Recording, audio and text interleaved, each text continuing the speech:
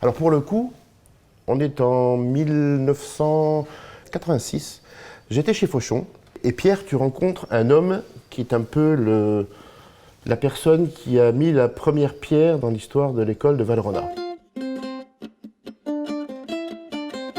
En fait, c'est Antoine Daudet, à l'époque directeur général de Valrhona depuis déjà quelques années.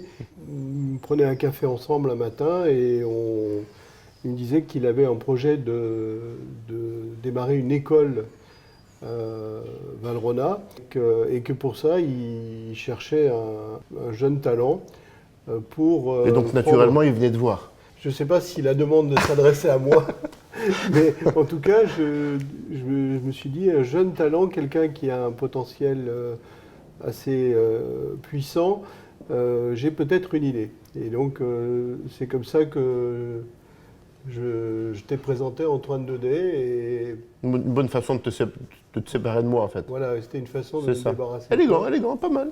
Pas mal vu, pas mal vu. Alors moi, je venais de signer mon contrat, un nouveau contrat chez Fauchon. J'étais content, 23 ans, place de la Madeleine, grande équipe merveilleuse. Et Pierre me fait rencontrer Antoine Daudet au laboratoire. 2 semaines plus tard, je vais à Tain-l'Hermitage pour une première rencontre.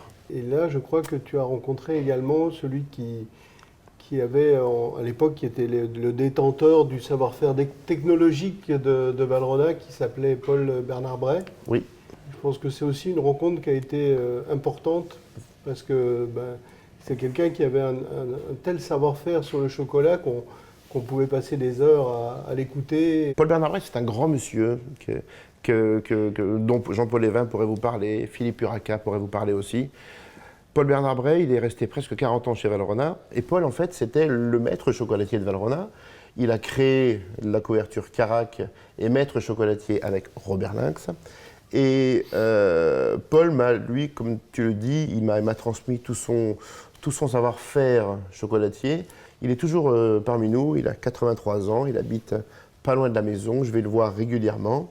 Et en effet, Paul a teinté le savoir-faire de l'école, de toute sa pédagogie, sa générosité. Et moi, j'ai clairement tout appris de Paul Bernard Bray, puisque avant d'arriver chez Valrhona, j'avais quasiment jamais fait de bonbons de chocolat.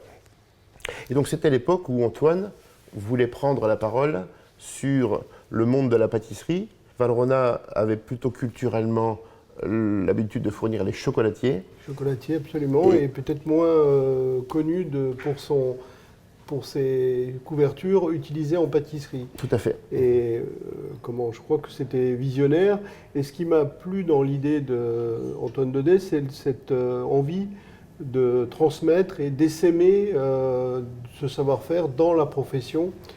Et je me dis, pour ça, il fallait quelqu'un qui soit talentueux, qui soit un bon orateur et qui a cette capacité à transmettre, à parler, à échanger. Et c'est pour ça que j'ai pensé à toi. J'en suis très reconnaissant, M. Hermé. Ça m'a beaucoup surpris que Pierre Hermé pense à moi, je vais vous dire pourquoi. Et je le dis depuis 30 ans. C'est que j'ai toujours eu en tête que pour être un professeur, un transmetteur, il faut être habité d'une grande patience. Et tu le sais mieux que quiconque, ça ne fait pas partie de mes grandes qualités. Et curieusement, j'ai découvert que lorsque je revêtais mon habit de pédagogue, de formateur, eh bien curieusement, je deviens extrêmement patient, parce qu'en fait, je crois que ce qui m'a fait vibrer, et ce qui nous fait vibrer à l'école de Valrhona, c'est le fait de transmettre et de se sentir utile à l'autre, fait que... D'apporter à l'autre, voilà. d'échanger aussi, parce que l'école, c'est pas seulement que de la transmission dans un sens, c'est aussi un échange, et ça permet aussi de récupérer du vécu des professionnels, et pour ça d'être plus cohérent même dans la démarche produit, dans la démarche de l'école, tout simplement. Je pense que si on veut transmettre, certes, mais à la fois dans la transmission, je pense qu'il y a une notion d'enrichissement. Et il faut connaître, il faut être relativement caméléon, connaître le vécu de nos clients pour ne pas leur proposer des choses complètement inappropriées à leurs besoins, à leurs Ou contraintes. justement, parfois proposer des choses qui sont complètement hors... Alors justement, tu penses à quoi en parlant de proposer des choses quoi, hors cadre, tu sous-entends? Oui, ben, je sais pas moi, des innovations récentes, cette couverture à base de fruits, pour moi, c'était un ovni. Mhm. Et je trouve ça, c'est un apport très important à notre savoir-faire pâtissier et chocolatier.